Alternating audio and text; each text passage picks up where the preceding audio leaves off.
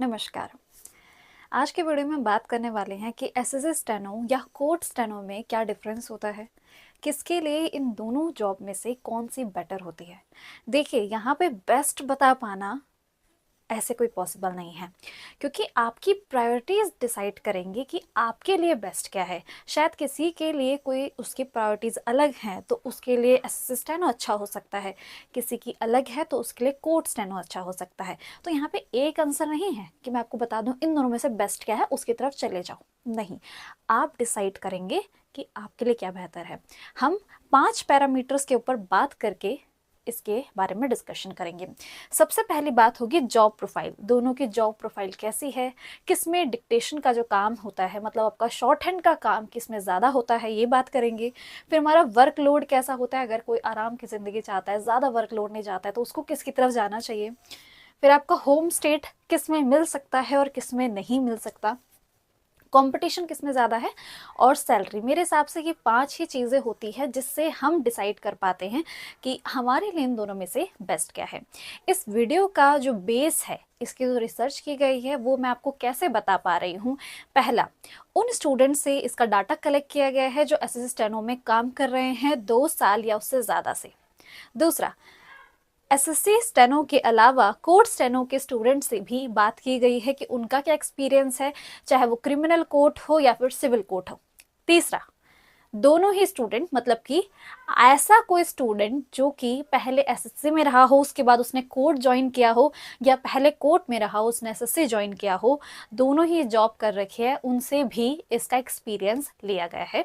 तो इन सारी बातों को ध्यान में रखते हुए वीडियो की शुरुआत करते हैं।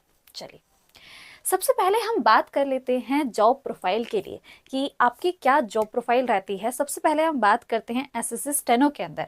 अगर आप एसएससी स्टेनो के अंदर जॉब लेते हैं तो आपकी जॉब प्रोफाइल जो होती है उसमें आपका जो भी सीनियर होते हैं जिनको आपको असिस्ट करना होता है, आप एज अ असिस्टेंट ही काम करते हैं दोनों में, चाहे वो स्टेनो हो आपका या फिर आपका कोर्ट स्टेनो हो, दोनों में ही आपका असिस्टेंट की तरह काम करते हैं। वहाँ पर आपको उनकी मीटिंग्स को हैंडल करना होता है, मेनली आपको कॉल अरेंज करना होता है, मीटिंग हैंडल करनी होती है, थोड़ा बहुत उनका काम दे देते हैं वो उनको करना पड़ता है, और उनका शेड्यूल अरेंज करना पड़ता है। मतलब जिस भी सीनियर को, जिस भी ऑफिसर को आप असिस्ट कर रहे हैं, उनसे रिलेटेड ही आपको काम करने होते हैं। एसएससी स्टेनो के अंदर आपका शॉर्ट हैंड का काम बहुत बहुत बहुत कम होता है। हाँ, आपने बिल्कुल सही सुना। सबको लगता है ना, ज़्यादातर स्टूडेंट को ऐसा लगता है, जो बिल्कुल बिगिनर्स होंगे, मैं उनकी बात कर रही हूँ, ऑफेंड मत हो जाना जो पहले से हैं, उनको ऐसा लगता है शॉर्ट हैंड स्किल में है तो इसका मतलब बहुत काम करना पड़ता होगा। नहीं, आपको बहुत रेयर शॉर्ट हैंड मिलती है, और अगर मिलती भी है तो कितनी मिलती है, आधा पेज, एक पेज, जो कि आराम से लिखा जा सकता है। ये सारी बातें उन्होंने बताई है जो ऐसे स्टेनो के अंदर काम कर रहे हैं, या वो ग्रेड डी या ग्रेड सी में काम कर रहे हैं। तो ये बात हो गई आपकी एसएससी स्टेनो के अंदर जो काम करते हैं उनकी जॉब प्रोफाइल क्या होती है।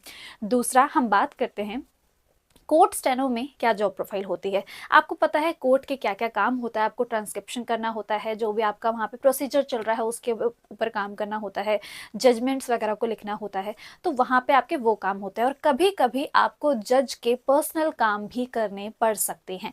ये सारी बात उन्होंने बताई है जो ऑलरेडी कोर्ट स्टेनो में ज्वाइन हो चुके हैं, उनको 1-2 साल हो चुके हैं। ठीक है, तो ये 2 काम आपने समझ लिए। अगर आप ये सोच रहे हैं कि आपको शॉर्ट हैंड ज़्यादा नहीं करनी है, आपको जब आप अपनी लाइफ में आगे जब आप जॉब कर रहे होंगे उसमें आपको शॉर्ट हैंड का बिल्कुल भी मन नहीं है, आपको नहीं है, तो आप किस में जा सकते हैं, आप एसएससी स्टेनो में जा सकते हैं। वहाँ पे आपको शॉर्ट हैंड से रिलेटेड कोई काम देखने को नहीं मिलता है।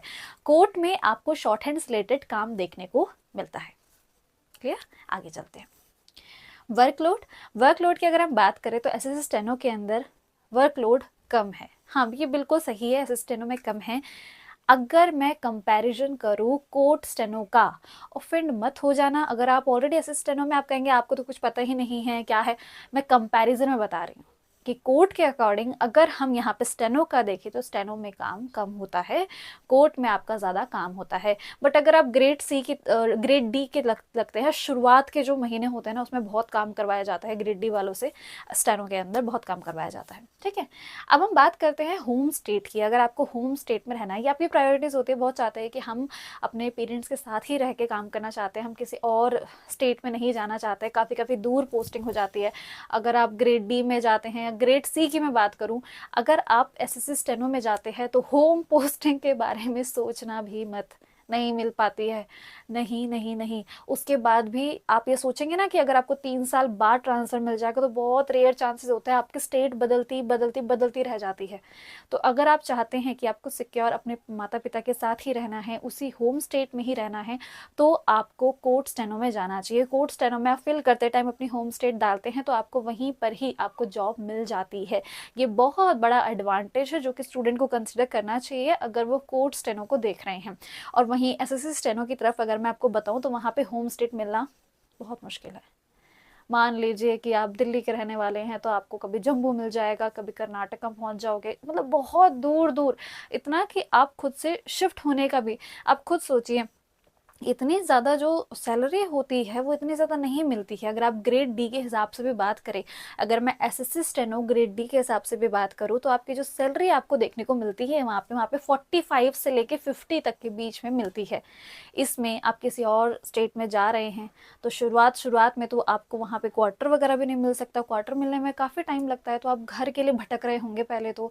वहाँ का रेंट इतना अलग हो सकता है, आपको रेंट भरने में इतना काम लग जाएगा, सेटल होने में, और बहुत सारी चीज़ें होती है अकेले रहने में। तो वो आपको एसएससी स्टेनो के अंदर फेस करने को देखने को मिल सकती है। बट कोस्ट आपका स्टेनो के अंदर आपको होम स्टेट मिल जाएगा, जो कि इसका एक बहुत बड़ा एडवांटेज है। तो अपने हिसाब से आप चूज़ करिएगा। आगे चलते हैं, हम बात करते हैं कंपटीशन की।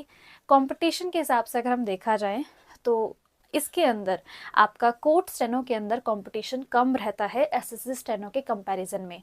हाँ, ये बिल्कुल सही है कि कोर्ट स्टेनो का जो कंपटीशन है वो काफ़ी कम है।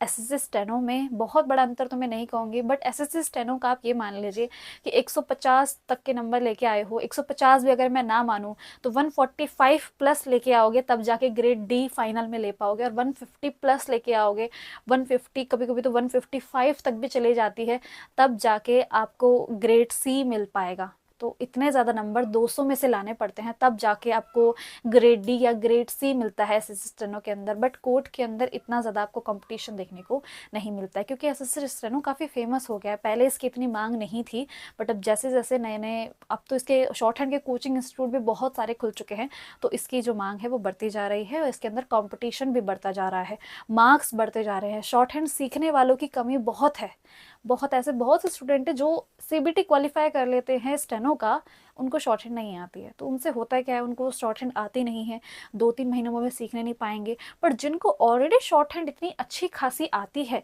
उनके साथ नुकसान होता है, क्योंकि शॉर्ट हैंड उनको आती है बट वो सीबीटी ही नहीं निकाल पाते, क्योंकि कट ऑफ जो होती है वो 150 तक जा रही है। तो 200 में से 150 स्कोर कर पाना अपने बात में ही बहुत बड़ी बात होती है। ठीक है, अब हम बात कर लेते हैं सैलरी की। सैलरी में यहाँ पहले आपको लिख के बताती हूँ।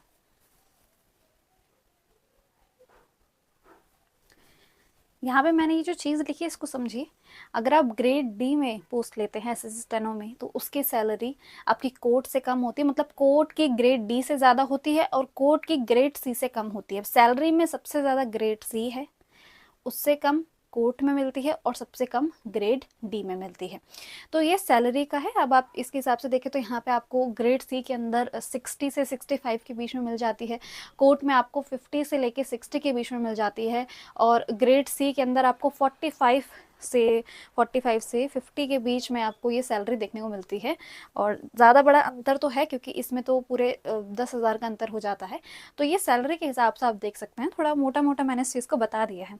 तो ये सारे जो हमने 5 पैरामीटर्स के ऊपर बात की, आपको लगा होगा कि बहुत सिंपल तरीके से मैंने इसको समझाने की कोशिश की है। अब एंड में एक बार समराइज़ कर लेते हैं कि क्या चीज़ है। अपनी प्रायोरिटी सेट करो, उसके बाद क्लिक करते जाना कि आप कोर्ट में जाओगे या फिर एसएससी में जाओगे। एक एक करके बात करते हैं। जॉब प्रोफाइल, अगर जॉब प्रोफाइल में अगर आपको शॉर्ट हैंड आगे भी अपने जॉब में करते रहना है तो आप कोर्ट स्टेनो में जाएं, और अगर आपको शॉर्ट हैंड का काम ज़्यादा नहीं करना है तो एसएससी स्टेनो में जाएं। वर्कलोड, एसएससी स्टेनो में वर्कलोड थोड़ा कम देखने को मिलेगा, कोर्ट स्टेनो में थोड़ा ज़्यादा देखने को मिलेगा। बहुत बड़ा अंतर नहीं है, बट हाँ उसमें ज़्यादा देखने को मिल सकता है। होम स्टेट चाहिए तो आपको कोर्ट स्टेनो चूज करना चाहिए, क्योंकि कोर्ट स्टेनो के अंदर आप फॉर्म फिल करते टाइम अपना होम स्टेट डालेंगे, आपको पोस्टिंग आपके उधर ही मिल जाएगी। ग्रेड सी या ग्रेड डी दोनों में से कहीं पे भी आपको होम स्टेट मिलने के चांसेस नहीं होते हैं। वो हमेशा आपको इतनी दूर भेजेंगे कि आप उधर ज्वाइन कर ही ना पाओ। कंपटीशन कंपटीशन एसएससी स्टेनो में ज़्यादा होता है और आपका कोर्ट में कम होता है। बहुत कम नहीं होता है, बट हाँ कंपैरिजन करके देखे तो कम होता है। ऑफेंड मत हो जाना मैम, आपको पता नहीं है कोर्ट स्टेनो में भी कंपटीशन बहुत, हाँ हम कंपैरिजन कर रहे हैं तो मैं उस हिसाब से बता रही हूँ। सैलरी का आपको ये देखने को मिल गया है। तो यहीं पे हम इस वीडियो का एंड करते हैं। मुझे कमेंट में बताइएगा आपका क्या कंक्लूजन है।